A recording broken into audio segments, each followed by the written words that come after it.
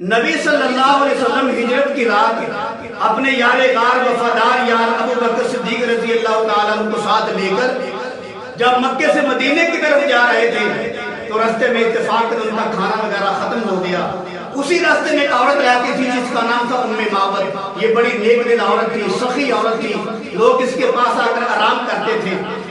تو اللہ کے نبی کا یہ مقدس قافلہ یہ بھی اسی خیمے کے قریب جا کر ٹھہرتا ہے اور ام معبد سے کچھ کھانے کی چیز لینے کا اظہار فرمایا.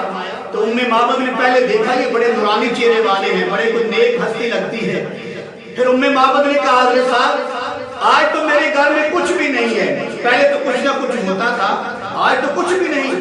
تو میں کہتا ہوں اگر ام معبد کے پاس کچھ ہوتا تو میرے کملی والے کے ہاتھ کی برکت کیسے ظاہر ہوتی, میرے کملی والے کا معجزہ کیسے ظاہر ہوتا, میرے کملی والے کی ہاتھ کی جو برکت ہے وہ لوگوں کو کیسے نظر آتی.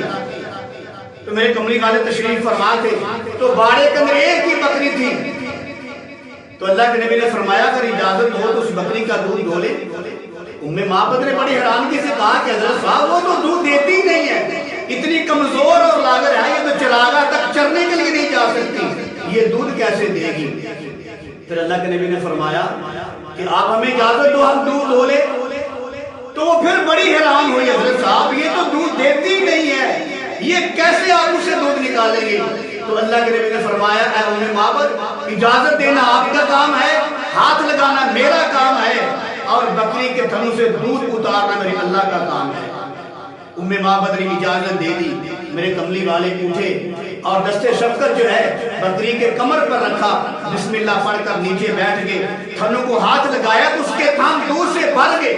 ام معبد جو ہے وہ کھڑی کی کھڑی ہی رہ گئی, وہ حیرت میں ڈوب گئی کہ یہ کیا بن گیا, یہ تو بکری دودھ دیتی ہی نہیں ہے, تو اس سے کیسے دودھ نکل آیا.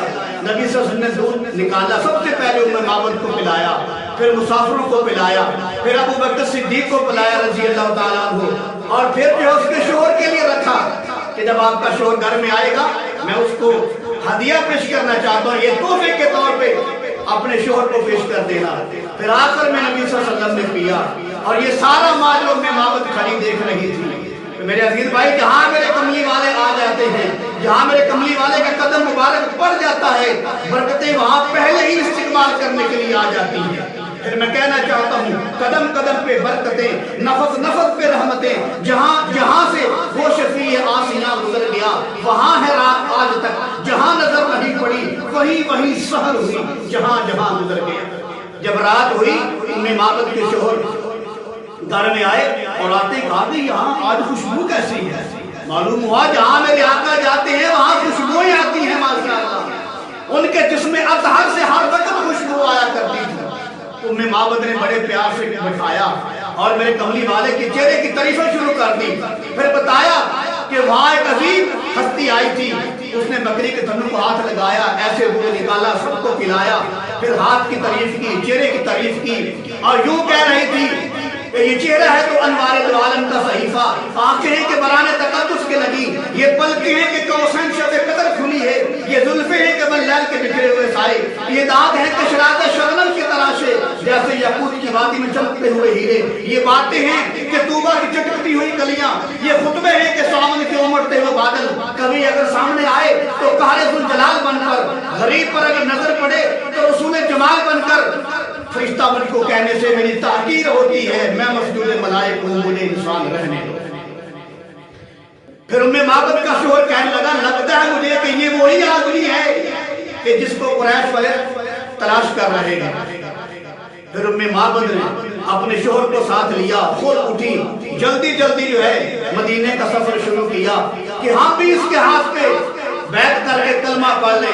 مدینے کے اندر پہنچے, وہاں پہنچ کر دو زانو ہو کر میرے کملی والے کے پاس بیٹھ گئے اور آ کر عرض کیا کہ یا رسول اللہ آپ ہمارے گھر میں تشریف لائے تھے, آپ نے ہمارے برتنوں کو دور سے بھر دیا ہے, اب ہمارے دلوں کو بھی نور سے بھر دے. لہذا نبی صلی اللہ علیہ وسلم نے کلمہ پڑھایا اور کلمہ پڑھا کے ان کو مسلمان کر دیا. تو میرے عزیز بھائی دونوں جو ہے اکٹھے مسلمان ہو گئے میرے کملی والے کی برکت کی وجہ سے. تو پھر میں یہاں کہنا چاہتا ہوں, سلطان فوزہ فرماتے ہیں اور دوانا دل دی کاری